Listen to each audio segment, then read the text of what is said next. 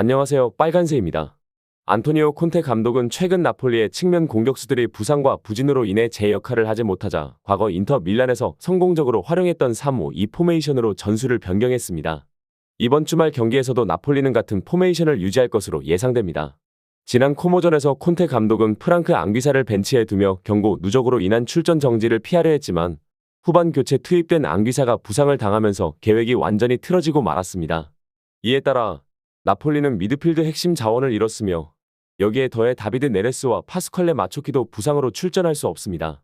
이러한 전력 공백을 메우기 위해 본머스에서 임대온 필립 빌링이 앙귀사의 자리를 대신할 가능성이 큽니다. 그는 스타니슬라프 로버트카, 스콘 맥토미니와 함께 중원을 구성할 전망입니다. 공격진에서는 자코모 라스파도리가 로멜로 루카쿠와 투톱을 이루게 됩니다. 루카쿠는 2019년부터 2023년까지 인터 밀란에서 뛰며 세리에 A 97경기에서 57골을 기록한 경험이 있으며 그동안 꾸준한 득점력을 보여준 바 있습니다. 인터 밀란의 공격진에서는 라우타로 마르티네스가 여전히 핵심적인 역할을 맡고 있습니다. 지난 6시즌 동안 라우타로는 다양한 시즌에서 두 자릿수 득점을 기록한 유일한 선수이며 이번 시즌 역시 팀의 주축 공격수로 활약 중입니다. 그러나 그는 나폴리 원정 6경기에서 단 한 골만을 기록했으며 그마저도 2020년 1월에 넣은 골이었습니다. 그의 파트너 마르쿠스 튀랑은 부상에서 완전히 회복하여 선발 출전할 것으로 보이며 컵대회에서 출전했던 마르코 아르나우토비치와 메흐디 타레미는 벤치로 돌아갈 예정입니다. 수비진에서는 마테오 다르미안이 허벅지 부상으로 결장하게 되며 이에 따라 카를로스 아우구스토와 니콜라 잘레프스키와 함께 부상자 명단에 이름을 올렸습니다. 또한 주전 골키퍼 얀조머 역시 복귀까지 2주가 더 필요해 이번 경기에는 출전하지 못할 예정입니다. 미드필드에서는 하칸 차라노글루가 인터 밀란의 핵심 선수로 활약하고 있습니다. 그는 주중 라치오전에서 페널티킥을 성공시키며 득점을 기록했고 최근 3경기 중 2경기에서 골을 넣었습니다. 특히 이번 시즌 나폴리와의 맞대결에서도 골을 넣었으며 지난 시즌 디에고 아르만도 마라도나 스타디움에서도 득점을 기록한 바 있습니다. 최근 나폴리는 리그 선두에서 밀려나며 어려움을 겪고 있습니다. 지난 코모전 패배로 인해 리그 4경기 연속 무승에 빠졌으며 이번 경기에서 인터 밀란을 상대로 반전을 노리고 있습니다. 하지만 나폴리는 올 시즌 홈에서 12경기 중 단 2경기만 패배했기 때문에 여전히 선두 경쟁에서 인자기 감독의 팀과 격차를 크게 벌리지 않을 가능성이 큽니다. 반면 인터 밀란은 최근 원정 경기에서 다소 부진한 모습을 보이고 있습니다. 최근 3번의 원정 경기에서 승리를 거두지 못했으며 이 기간 동안 단 한 골만을 기록하는 등 공격력에서 어려움을 겪고 있습니다. 이에 따라 이번 경기는 많은 득점이 나오지 않는 팽팽한 흐름으로 진행될 가능성이 높습니다. 최근 나폴리는 홈 경기 6경기 중 5경기에서 2.5골 이하의 저득점 경기를 펼쳤으며 인터 밀란 역시 최근 6번의 원정 경기 중 4경기에서 2.5골 이하의 결과를 기록했습니다. 또한 나폴리는 최근 4경기 중 3경기를 무승부로 마쳤으며 그중 2경기가 1대1로 끝났습니다. 이러한 데이터를 종합해볼 때 이번 경기에서도 낮은 득점이 예상되며 무승부 가능성이 높아 보입니다. 아인트라흐트 프랑크푸르트는 이번 경기에서 수비진에 변화를 줄 수밖에 없는 상황입니다. 센터백 투타가 징계로 결장하고 로빈 코우 역시 부상으로 출전할 수 없기 때문입니다. 이에 따라 라스무스 크리스텐센, 은남디 콜린스, 아르투르 테아테가 3백을 구성할 가능성이 높으며 측면 윙백으로는 안스가르 크나우프와 나세니엘 브라운이 나설 것으로 보입니다. 또한 주니어 디나 에빈베도 이번 경기에서 결장할 예정입니다. 공격진에서는 이고르 마타노비치가 부상에서 회복 중이지만 이번 주말 경기에 나서기에는 아직 이른 것으로 보입니다. 따라서 최전방에서는 위고 에키티케가 선발로 출전할 가능성이 크며 마리오 괴체와 잔 우준이 그를 지원하는 형태로 공격 라인을 구축할 전망입니다. 바이엘 레버쿠젠도 이번 경기에서 수비진의 변화가 있을 예정입니다. 주전 센터백 피에로 힌카피에가 지난 경기에서 경고를 받아 징계로 결장하며 장엘 벨로시앙은 십자인대 부상으로 시즌 아웃된 상태입니다. 이에 따라 마리오 에르모소가 선발 라인업에 포함될 가능성이 높으며 에드몽 탑소바, 요나탄 타와 함께 3백을 형성할 것으로 보입니다. 공격진에서는 아민 아들리, 플로리안 비르츠, 빅터 보니페이스가 3톱을 이룰 가능성이 높습니다. 반면 마르탱 테리에는 부상으로 결장할 예정이며 네이선 텔라도 이번 경기에서는 출전이 어렵습니다. 아인트라흐트 프랑크푸르트와 바이엘 레버쿠젠의 맞대결은 전통적으로 다득점 경기가 많았습니다. 최근 5차례의 맞대결에서 총 22골이 터졌으며 최근 9번의 맞대결 중 7경기에서 양팀 모두 득점을 기록했습니다. 레버쿠젠은 최근 바이에른 뮌헨과 볼프스부르크를 상대로 연속 무득점 경기를 치르며 공격력이 다소 둔화된 모습을 보였지만 여전히 23경기에서 51골을 기록하며 리그 최강 수준의 공격력을 자랑하고 있습니다. 현재 레버쿠젠은 바이에른 뮌헨을 제치고 분데스리가 우승을 노릴 수 있는 유일한 팀이며 승점 8점 차로 바이에른을 앞서 있습니다. 한편 프랑크푸르트도 이번 시즌 강한 공격력을 보여주고 있습니다.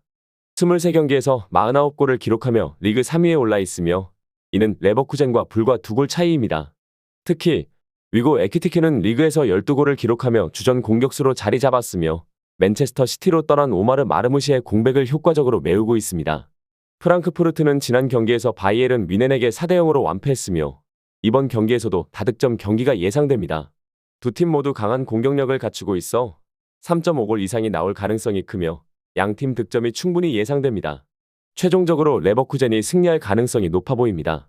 레알 베티스는 이번 경기에서 맨체스터 유나이티드에서 임대온 공격수 안토니를 출전시킬 수 있습니다. 그는 지난 주말 헤타페전에서 퇴장을 당했지만 논란 끝에 징계가 번복되면서 경기에 나설 수 있게 되었습니다. 안토니는 1월 이적 이후 뛰어난 활약을 펼치고 있습니다. 지금까지 5경기에서 3골 2도움을 기록하며 인상적인 모습을 보였고 이번 경기에서도 페이그리니 감독의 팀에서 오른쪽 측면을 맡을 예정입니다. 한편 레알 베티스는 몇몇 핵심 선수들이 부상으로 인해 여전히 출전할 수 없는 상황입니다. 파블로 포르날스, 헥토르 베예린, 윌리엄 카르발류는 이번 경기에서도 결장하며 앞대 에잘줄리, 마르크 로카 그리고 지오바니 로셀소는 경기 직전까지 컨디션을 점검한 후 출전 여부가 결정될 예정입니다. 레알 마드리드는 주드 벨링엄이 징계로 인해 이번 경기에서도 출전하지 못합니다. 또한 헤수스 바예호와 다니 세바요스가 부상을 당하면서 장기 부상자인 다니 카르바알, 에데르 밀리탄과 함께 전력에서 이탈했습니다. 한편 킬리안 음바페는 치과 치료 문제로 인해 레알 소시에다드전에서 결장했지만 이번 경기에는 정상적으로 출전할 예정입니다. 또한 지난 경기에서 휴식을 취했던 티보 쿠르투아와 페데리코 발베르데도 이번 경기에 나설 것으로 보입니다. 미드필드에서는 다니 세바요스의 부상으로 인해 루카 모드리치가 선발 출전할 가능성이 높아졌습니다. 또한 코파델 레이 경기에서 로테이션됐던 루카스 바스케스, 호드리구, 페르랑 맨디도 이번 경기에서 다시 선발로 복귀할 전망입니다. 레알 베티스는 이번 시즌 홈 경기에서 꾸준한 득점력을 보여주고 있습니다. 리그 12번의 홈 경기 중 11경기에서 득점을 기록하며 안정적인 공격력을 유지하고 있으며 최근 6번의 홈 경기 중 4경기가 무승부로 끝나는 등 끈질긴 경기력을 발휘하고 있습니다. 레알 마드리드는 코파델 레이에서 레알 소시에다드를 꺾으며 트래블 리그, 컵 대회, 챔피언스리그 도전을 이어가고 있지만 라리가에서는 다소 부진한 모습을 보이고 있습니다. 최근 4경기에서 단 1승만을 거두며 승점 관리에 어려움을 겪고 있으며 이번 경기에서도 쉽지 않은 도전을 하게 될 것으로 예상됩니다. 특히 레알 마드리드는 최근 원정 경기에서 수비적으로 불안한 모습을 보이고 있습니다. 최근 5번의 리그 원정 경기 중 4경기에서 실점을 허용했고 레알 베티스 역시 홈에서 강한 모습을 보이며 최근 6경기 중 4경기를 득점이 오간 무승부로 마쳤습니다. 이러한 데이터를 고려했을 때 이번 경기에서도 양팀이 모두 득점을 기록할 가능성이 큽니다. 또한 레알 베티스가 최근 6경기 중 2경기를 2대2 무승부로 마쳤던 점을 감안하면 이번 경기 역시 같은 스코어로 끝날 가능성이 있습니다. 킬리안 음바페는 이번 시즌 레알 마드리드에서 27골을 기록하며 팀 내 최다 득점자로 활약하고 있습니다. 최근 5경기에서 6골을 기록하는 등 절정의 컨디션을 유지하고 있으며 올 시즌 산티아고 베르나베우에서 열린 레알 베티스전에서도 2골을 기록한 바 있습니다. 따라서 이번 경기에서도 그의 득점 가능성이 높은 것으로 평가됩니다. 아틀레티코 마드리드는 이번 경기에서도 베테랑 미드필더 코케를 기용하지 못할 가능성이 큽니다. 그는 경미한 부상을 안고 있어 출전 여부가 불확실한 상황이지만 디에고 시메오네 감독의 팀은 전반적으로 좋은 컨디션을 유지하고 있습니다. 시메오네 감독은 지난 코파델 레이 바르셀로나전에서 선발로 나섰던 선수들을 일부 교체할 예정입니다. 사무엘 리노와 얀 오블락이 선발로 복귀할 가능성이 높으며 로빈 르노르망드도 선발 출전을 위해 경쟁하고 있습니다. 알렉산더 쇠를로트는 바르셀로나전에서 교체로 들어와 득점을 기록했지만 최전방에서는 앙투안 그리즈만과 훌리안 알바레스가 출전할 것으로 보입니다. 특히 알바레스는 이번 시즌 모든 대회를 합쳐 20골을 기록하며 팀의 핵심 공격수로 자리 잡고 있습니다. 한편 아틀레틱 빌바오는 알바로 자로가 발목 부상으로 결장하지만 지난 레알 바야돌리드전에서는 추가적인 부상 없이 경기를 마쳤습니다. 에르네스토 발베르데 감독은 지난 경기에서 좋은 경기력을 보여준 만큼 이번 경기에서도 같은 선발 라인업을 유지할 가능성이 큽니다. 니코 윌리엄스는 지난 경기에서 멀티골을 기록하며 뛰어난 활약을 펼쳤으며 이번 경기에서도 형 이나키 윌리엄스와 함께 측면 공격을 맡을 예정입니다.